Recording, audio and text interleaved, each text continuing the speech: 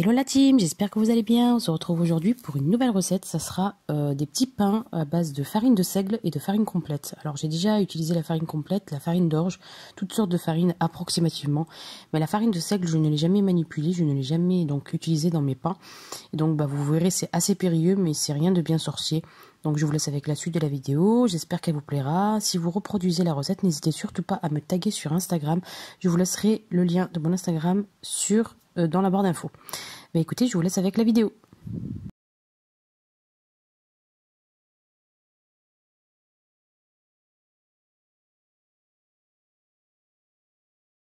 Alors pour cette recette, il vous faudra donc la pétrir soit au robot, soit à la main. C'est comme vous voulez en fait. J'ai choisi ici 200 g de farine de seigle. Donc c'est celle qui est un petit peu plus, voilà, celle qui est un petit peu plus claire, où il n'y a pas trop de son dedans.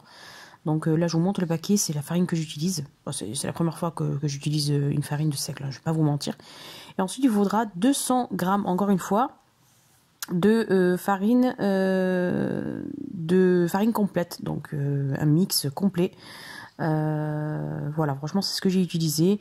J'ai fait, donc j'ai voulu donc tester 200 g par 200 g. Donc j'ai fait un temps pour temps, mais pour le pain.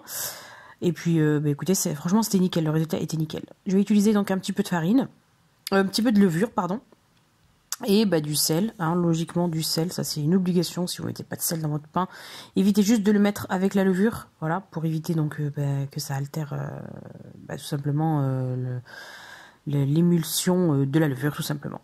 Donc je mets tout dans un bol et je rajoute approximativement 2 cuillères ou 1 cuillère à soupe et demie d'huile de tournesol ou huile d'olive, c'est comme vous voulez. La prochaine fois je testerai avec de l'huile d'olive, peut-être que ce sera bon. Voilà. Je suis désolée, voilà.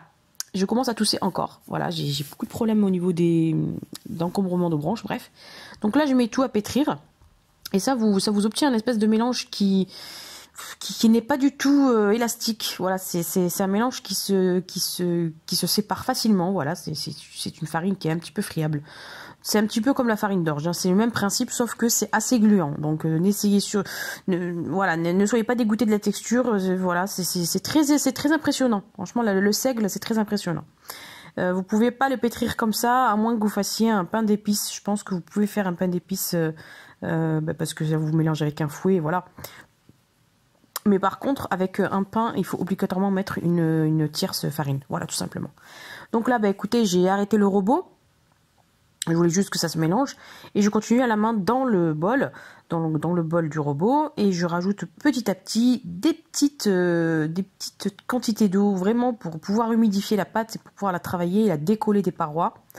Donc voilà, on obtient une pâte qui est quand même assez, voilà, qui est quand même un petit peu lisse. Aspect séduite encore une fois, parce que bon, vous pouvez pas avoir mieux, hein, franchement, je vais pas vous mentir, à moins que vous mettiez une grande quantité de farine. Et là oui, la farine prendra la gagne, hein, contre la farine de seigle, donc vous pourrez la travailler de manière plus simple. Là j'ai tout simplement mis 200 g par 200 g. Donc ensuite on va filmer tout ça et on va couvrir avec un linge et on va laisser lever. Comme vous pouvez le voir, je vais très vite. Une fois que la pâte a levé, je vais commencer à former des petits pâtons. Et franchement, c'était vraiment très périlleux, hein. Je vais pas vous mentir, c'était très périlleux. Parce que la pâte, encore une fois, elle est très gluante, elle est très molle. Mais voilà, franchement, j'ai quand même pu faire ce que je voulais avec. Et le résultat, il est juste... c'est une tuerie. Tout simplement, c'est une tuerie. Le pain, en dernier lieu, était vraiment impeccable. Très moelleux, pas du tout sec. Voilà, très moelleux, très fondant. Mais de toute façon, écoutez, vous testerez la recette, hein. Franchement, c'est un pain qui est très très bon pour la perte de poids, pour les personnes qui veulent manger IG bas, qui veulent donc éviter de manger tout ce qui est pain blanc.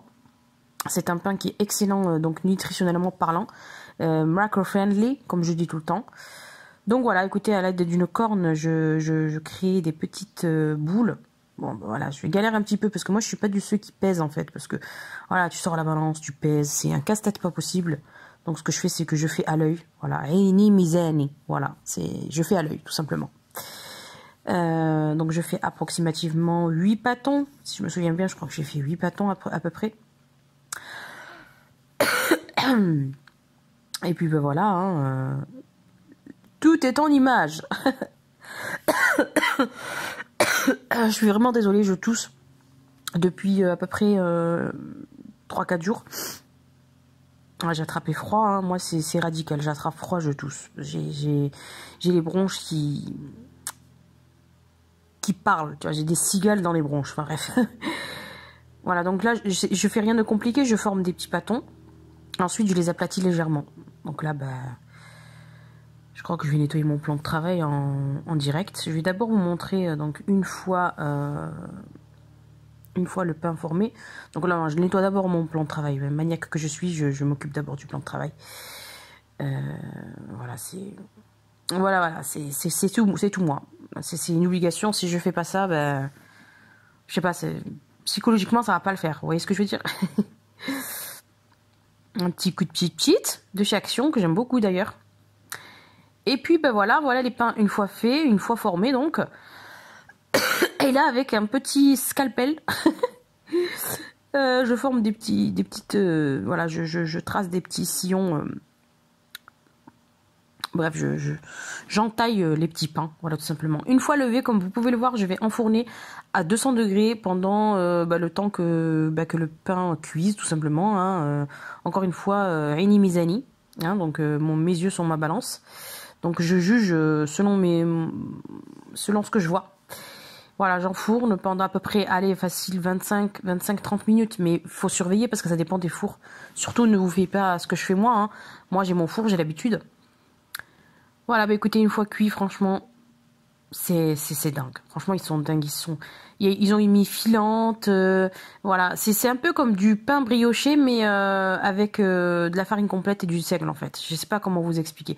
Je testerai peut-être un jour de faire une brioche avec. Je crois que je vais forcément m'y mettre. Et puis, bah écoutez, si je vais tester ça. Franchement, je vais tester ça. Je vais faire une brioche avec, voilà. Ils sont vraiment moelleux. Hein. Je vous mens pas. Je vous mens pas. Ils sont vraiment moelleux. Moi, j'ai mangé ça, je me souviens, avec un tagine d'œufs et de tomates. C'était trop bon. Bah écoutez, je vous laisse donc avec la fin de la vidéo. Regardez comment ils sont très jolis, très bons aussi. Le goût est excellent. J'espère que vous retesterez la recette. Je vous laisse mon Instagram dans la barre d'infos. Si vous testez, taguez-moi sur Instagram. Merci de vous abonner tous les jours. Je vous remercie d'avoir regardé cette vidéo et je vous dis à très bientôt. Ciao, ciao!